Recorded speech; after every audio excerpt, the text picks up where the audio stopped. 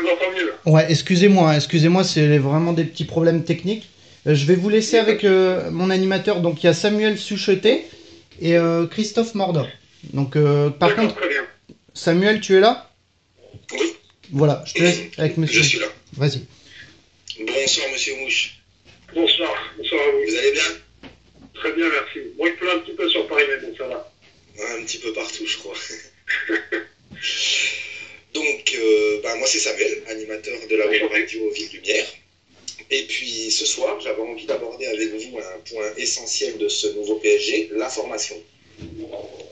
D'accord, il n'y a pas de souci.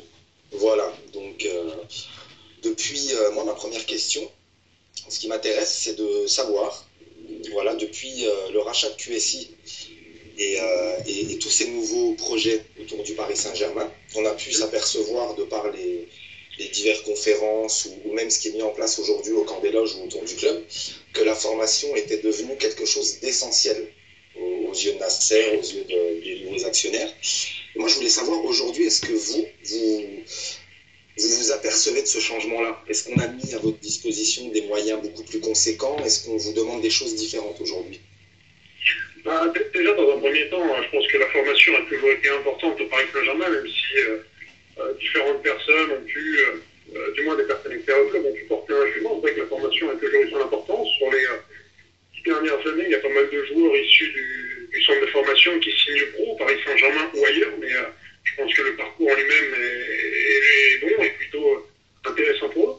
Après, vous dire qu'aujourd'hui, oui, avec l'arrivée des Qataris, la formation, bien entendu, on y accentue du moins un plus supplémentaire, parce qu'on ne peut pas négliger ça quand on voit des Adrien Rabiot qui joue aujourd'hui en pro, ou des Armin Ogenda, des Kingsley Coman, des Mike Maignan. Donc nous aujourd'hui, c'est vrai que sur la formation en elle-même, il y a peut-être aussi plus d'attentes, plus d'exigences, mais à un moment, quand le club excusez-moi, grandit, on se doit nous aussi, je dirais, formateurs ou entraîneurs, éducateurs, peu importe l'appellation qu'on donne à tout ça, mais voilà, d'être plus exigeants avec nos joueurs, donc par conséquent d'être susceptible de former des joueurs qui seront dans un avenir proche aptes à jouer la Ligue des Champions.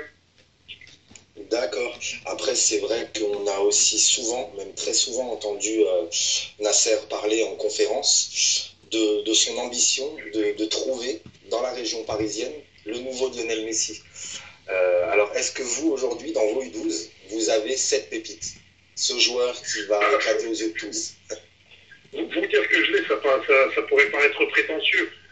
Vous dire qu'elle existe, ça oui, ça j'en suis sûr. C'est vrai qu'aujourd'hui, quand on voit le visier parisien et les clubs, en l'occurrence les clubs pro aujourd'hui qui animent le championnat de Ligue 1, qui est majoritairement, je dirais, constitué d'énormément de joueurs issus du bassin parisien, je dirais qu'aujourd'hui c'est un bassin qui est riche en qualité dans un premier temps, et voilà, on ne perd pas l'idée de se dire que, bien entendu, le nouveau Messi se trouve en région parisienne. D'accord. Après, quelque chose qui m'intéresse également, aujourd'hui, quand on regarde ce PSG version 2013-2014, on a un PSG qui est basé sur la possession de balle, sur le jeu au sol, un peu comme on peut le voir dans certaines équipes d'Espagne. Est-ce que vous, à l'image du Barça par exemple, qui prépare ses jeunes très tôt, dès les premières sections, on les prépare immédiatement à cette philosophie, est-ce que vous, aujourd'hui, vous avez eu des consignes de commencer à inculquer à ces jeunes-là cette philosophie de jeu, ce jeu court, ce jeu rapide, fait en mouvement? Je dirais que c'est primordial dans le football moderne, à savoir priver l'adversaire du ballon, par conséquent le faire courir, et garder bien entendu en ligne de mire cette idée de se dire qu'aujourd'hui les équipes du Paris Saint-Germain, peu importe leur âge et leur niveau, on se doit d'avoir, je dirais, une identité de jeu. Donc une identité qui se veut et qui se doit à la fois de repartir systématiquement de derrière, de préparer ses actions, de ne pas balancer, d'avoir des joueurs intelligents, je dis bien capables d'analyser différentes situations dans le jeu.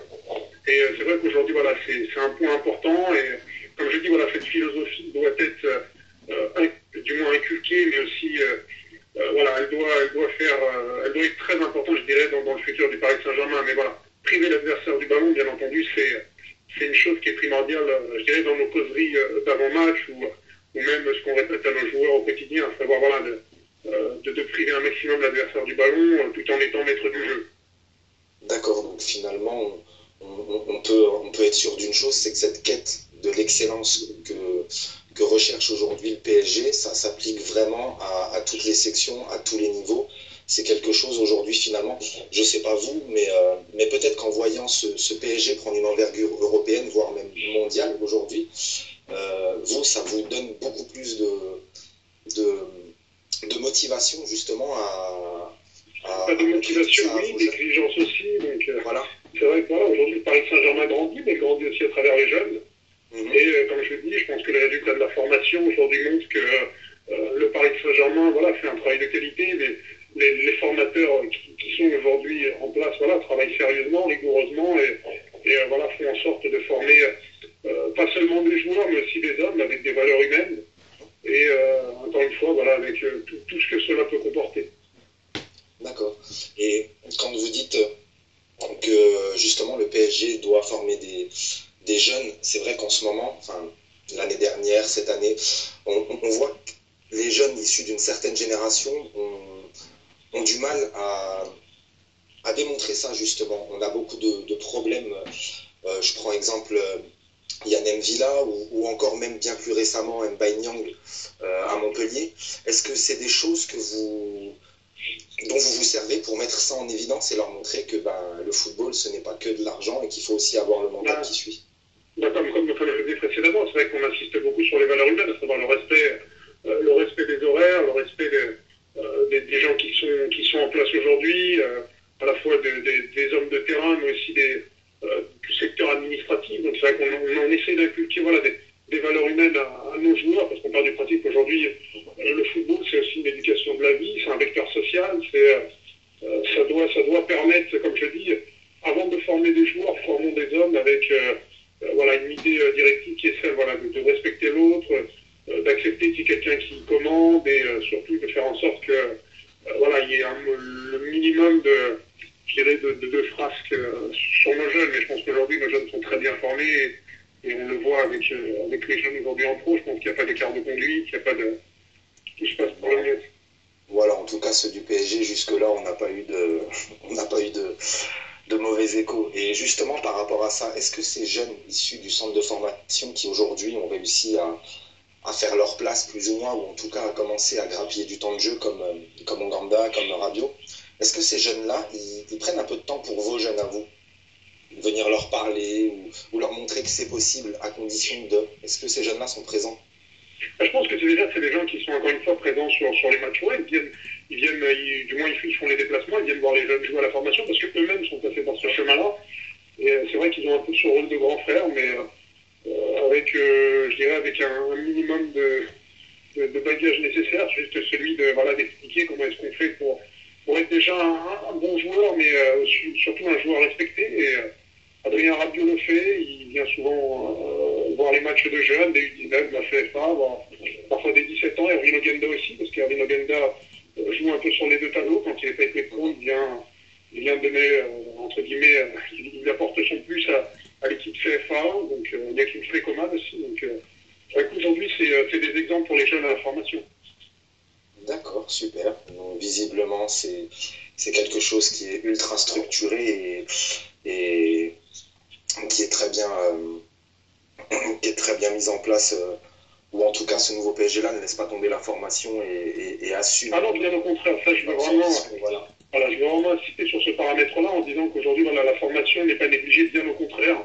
Voilà. Il y a vraiment un échange, et comme je l'ai dit, aujourd'hui les pros qui grappillent des minutes en Ligue 1 ou en Ligue des Champions, des garçons comme Adrien Rabiot qui ont fait des matchs, qui ont joué du moins des matchs de Ligue des Champions, voire des matchs de championnat, Erwin Ogenda, donc c'est vrai que pour nous c'est que le travail est fait correctement, du moins bien fait, donc après à nous de nous atteler à la tâche pour continuer à être performants et former un maximum de joueurs pour notre club. D'accord. Super. Et ce sera tout pour moi. Et puis je vais laisser la parole à mon collègue Christophe et je vous remercie encore pour vos réponses. Merci à vous, je vous en prie. Au revoir. Au revoir. Bon, je me présente Christophe. Bonjour, monsieur Jacques. Bonjour.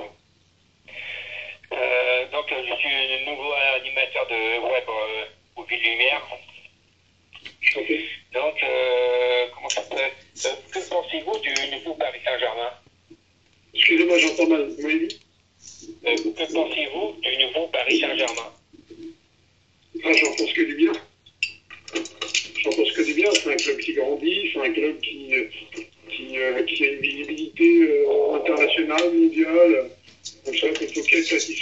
aujourd'hui de l'arrivée des investisseurs qataris qui ont apporté vraiment pas seulement une manne financière, mais surtout plein d'idées et une envie conséquente et grandissante, je dirais, d'avancer. Ouais, c'est agrandi. Moi, comme souvent, moi, je vais voir des matchs à Charletti, comme je sais beaucoup les féminines. Donc, oui, tout à fait. Hein, j'insiste sur un paramètre. Quand aujourd'hui, Paris Saint-Germain, ce n'est pas. C'est aussi voilà, la section féminine. Voilà, donc c'est vraiment. C'est le hand aussi. Donc c'est. Je ne vais pas dire peut-être un multisport, mais voilà, c'est plusieurs.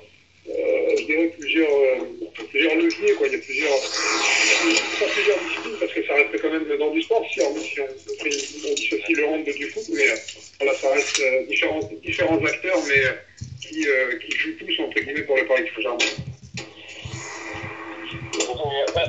Ouais, je vois qu'en plus qu'ils ont pas mal de c'était des joueurs de.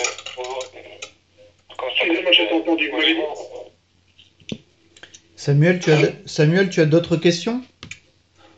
Non, ça ira pour moi. Christophe, tu peux enchaîner sur tes questions, s'il te plaît?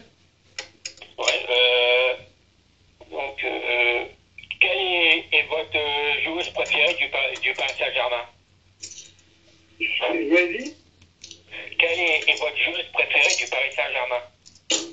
Quel est votre joueur préféré? Joueur et joueuse, en fait, c'est ça que tu veux dire? Joueur et joueuse. Ouais. Ouais, c'est vrai, moi je suis plus un éducateur, donc j'ai pas pour habitude de sortir un joueur en particulier. Ce qui est le plus important pour nous, ça reste le collectif. Après, bien entendu, il faut des individualités. Donc voilà, aujourd'hui, le Paris Saint-Germain est constitué de très bons joueurs. Et vous en sortir un, ça serait sûrement voilà, d'évaluer les autres. Alors je dirais qu'aujourd'hui, le Paris Saint-Germain, c'est un groupe, c'est des joueurs, et pareil chez les filles, ça marche bien. Donc il n'y a pas de. Du moins, je laisse ça aux supporters à savoir choisir leurs joueurs. Moi, je suis plus dans une démarche, je dirais, pas professionnelle, mais plus d'homme de terrain. Donc, par conséquent, pour moi, le plus important, ça reste le collectif. Ouais, c'est un travail d'équipe, comme on dit. Tu m'as dit C'est comme un travail d'équipe. Oui, voilà, c'est ça. Après, c'est vrai que nous, par notre principe très simple, c'est qu'aujourd'hui, voilà, on définit le collectif comme étant un groupe d'individualités. Donc, voilà, qui sont au service d'un collectif pour en revenir au collectif. Mais voilà, pas vous dire un joueur en particulier. Chacun a son rôle et ses missions dans le match. Un gardien comme Sirigus avec les buts, un joueur comme Zlatan qui est censé les mettre au fond, que le milieu de terrain ça travaille. Donc je dirais que c'est l'association de très bons joueurs. D'accord. J'ai une autre question. Est-ce que vous pensez que le Paris Saint-Germain pourrait gagner le Champions League cette année? Je dirais que, comme le dit très bien le slogan aujourd'hui du Paris Saint-Germain, à savoir rêvons plus grand, je dirais oui, on peut. Maintenant, entre vouloir et pouvoir, il y a une marche, mais je dirais que le Paris Saint-Germain a autant fait chance que le Bayern de Munich, que les équipes encore en ligne. Donc voilà, il faut se remettre au fait que voilà, on a tous nos chances et faisons en sorte d'aller le plus loin possible. D'accord. Ça ne pas que la Coupe de la Ligue, pareil, où il y a des chances. Je pense qu'aujourd'hui, ce qu'il faut se mettre en tête, c'est du moins la réflexion qu'ont les dirigeants, donc ceux qui dirigent le Paris Saint-Germain, c'est bien entendu de gagner les titres et c'est ce qui reste. C'est vrai que c'est important. Donc vous dire que oui, aujourd'hui, la Coupe de la Ligue, je pense que ça, c'est pas moi, éducateur chez les jeunes, qui vais dire ce qu'il y a à gagner ou ce qu'il n'y a pas à gagner, mais voilà. Juste, bien entendu, savoir qu'aujourd'hui, le Paris Saint-Germain a un objectif, c'est gagner des titres. Et j'aurais une dernière question. Comment trouvez-vous l'ambiance du Parc des Princes? Comment trouvez-vous l'ambiance du Parc des Princes? Je dirais que je la trouve très bonne. J'ai été encore au dernier match, donc je la trouve très bonne. Après, dans l'ensemble, elle est bonne. Il y a des affluences qui sont plutôt bonnes dans l'ensemble, à savoir plus de 44 000. Donc non, je la trouve bonne. Et puis je trouve aussi les supporters derrière leur équipe, donc ça c'est important. Voilà, c'était ma dernière question. Je vous remercie bien. Je vous en prie. Merci à vous. Donc Samuel, tu n'as plus de questions non plus, non? Non, moi ça ira. C'est très D'accord. bien, merci. Moi j'aurais peut-être une question quand même sur Yohan Cabaye. Qu'est-ce que vous en pensez, Monsieur Mouche? Moi j'ai pas entendu. Qu'est-ce que vous pensez de Yohan Cabaye au Paris Saint-Germain? C'est vraiment une... Ouais, je pense que c'est un un joueur de qualité, donc qui va apporter une qualité supplémentaire au groupe, à l'équipe. Donc un joueur, voilà, je dirais une addition qualitative supplémentaire qu'il ne faut pas négliger. Puis aujourd'hui, Yoann Fabel, c'est quand même un international français. C'est un joueur qui a fait ses preuves à Newcastle et donc qui va apporter en plus, je n'en doute pas, au Paris Saint-Germain, déjà bien riche en qualité au milieu de terrain. Mais voilà, donc j'ai les fait de bien les nuits pas, donc c'est une bonne chose. D'accord. Ben, excusez-nous encore pour les un petit peu de connexion un peu mal, hein, excusez-nous encore, mais je tenais encore à vous remercier vraiment énormément d'être passé encore sur. Merci beaucoup parce que c'est vrai que nous sommes amateurs, hein, je préfère le préciser aussi. Nous sommes tous des supporters du PSG qui aimons ce qu'on fait, quoi. Et c'est vrai que je tenais à vous remercier encore un coup.